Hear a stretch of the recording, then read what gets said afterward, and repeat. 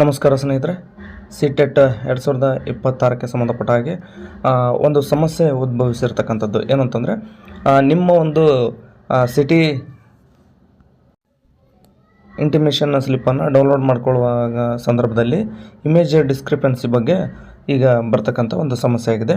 ಹಾಗಾಗಿ ಈ ಸಮಸ್ಯೆಗೆ ಪರಿಹಾರ ಏನು ಮತ್ತು ಏನೇನು ಮಾಡಬೇಕು ಅನ್ನೋದ್ರ ಬಗ್ಗೆ ನಾನು ಈ ಒಂದು ವಿಡಿಯೋದಲ್ಲಿ ಸಂಪೂರ್ಣವಾಗಿ ನಿಮಗೆ ತಿಳಿಸ್ಕೊಡ್ತೀನಿ. ಅದಕ್ಕೂ ಮುಂಚೆ ನೀವೇನಾದರೂ ನಮ್ಮ ಯೂಟ್ಯೂಬ್ ಚಾನಲ್ಗೆ ಸಬ್ಸ್ಕ್ರೈಬ್ ಆಗಿಲ್ಲ ಅಂತಂದರೆ ದಯವಿಟ್ಟು ಸಬ್ಸ್ಕ್ರೈಬ್ ಮಾಡ್ಕೊಳ್ಳಿ.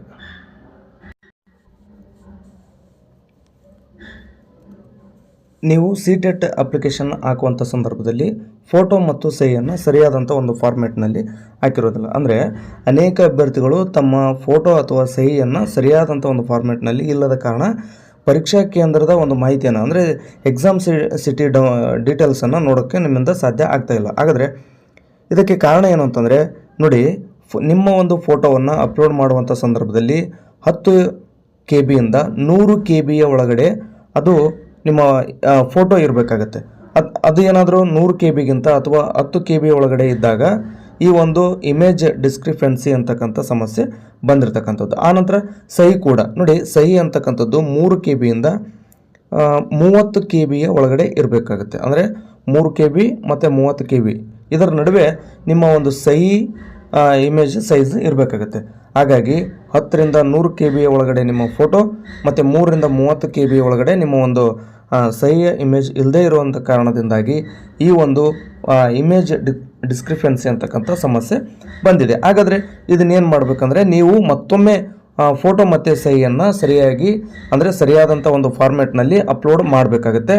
ಈ ರೀತಿ ಅಪ್ಲೋಡ್ ಮಾಡಿದ್ರಿ ಅಂತಂದರೆ ಅದನ್ನು ಅಡ್ಮಿನ್ ಏನು ಮಾಡ್ತಾರೆ ಅಂದರೆ, ಪರಿಶೀಲಿಸಿ ಅಂಗೀಕರಿಸೋಕ್ಕೆ ಕನಿಷ್ಠ 7 ದಿನಗಳ ಕಾಲಾವಕಾಶ ಬೇಕಾಗುತ್ತೆ. ಆದ್ರೂ ಕೂಡ ಎಕ್ಸಾಮ್ ಇನ್ನೂ ಲೇಟ್ ಇಲ್ವಲ್ಲ, ಅಂದರೆ ಈ ಸದ್ಯದಲ್ಲೇ ಎಕ್ಸಾಮ್ ನಡೆಯುತ್ತೆ. ಅಂದರೆ ಈಗ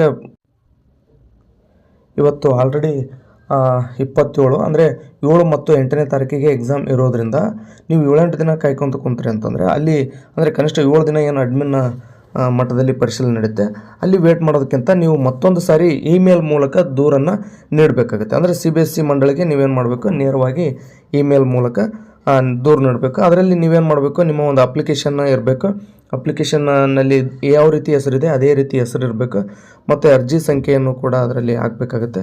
ಹೀಗೆ ನಿಮ್ಮ ಹೆಸರು, date of birth, application number, ನಿಮ್ಮ ಮೊಬೈಲ್ ನಂಬರು, ಇಮೇಲ್ ನಂಬರು, ಹೀಗೆ ಎಲ್ಲವನ್ನೂ ಹಾಕಿ ನೀವೇನು ಮಾಡಬೇಕು, CBSEಗೆ ಒಂದು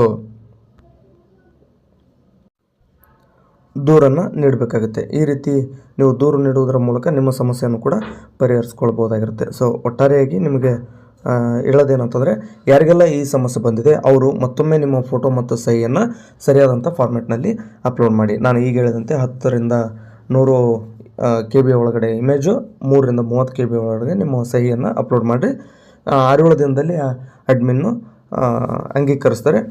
ನಿಮಗೆ ಡೌಟ್ ಇದ್ದರೆ, ಯಾಕಂದರೆ ಟೈಮ್ ಇಲ್ಲವಲ್ಲ, ಆ ಕಾರಣದಿಂದ ಮತ್ತೊಂದು ಸಾರಿ ನೀವು ಇಮೇಲ್ನಲ್ಲಿ ಕೂಡ ನೀವೇನು ಮಾಡಿ ದೂರನ್ನು ಸಲ್ಲಿಸ್ಬೋದಾಗಿರುತ್ತೆ. ಸೊ ಇದಿಷ್ಟು ಮಾಹಿತಿಯನ್ನು ನೀಡೋಣ ಅಂತೇಳಿ ಈ ಒಂದು ವಿಡಿಯೋನ ಮಾಡಿರ್ತಕ್ಕಂಥದ್ದು. ನಿಮಗೆ ಬಹುತೇಕರಿಗೆ ಇದು ಹೆಲ್ಪ್ ಆಗಿದೆ ಅಂತ ಭಾವಿಸ್ತಾ ನಾನು ಈ ಒಂದು ವಿಡಿಯೋನಲ್ಲಿ ಮುಗಿಸ್ತಾ ಇದ್ದೀನಿ. ಧನ್ಯವಾದ.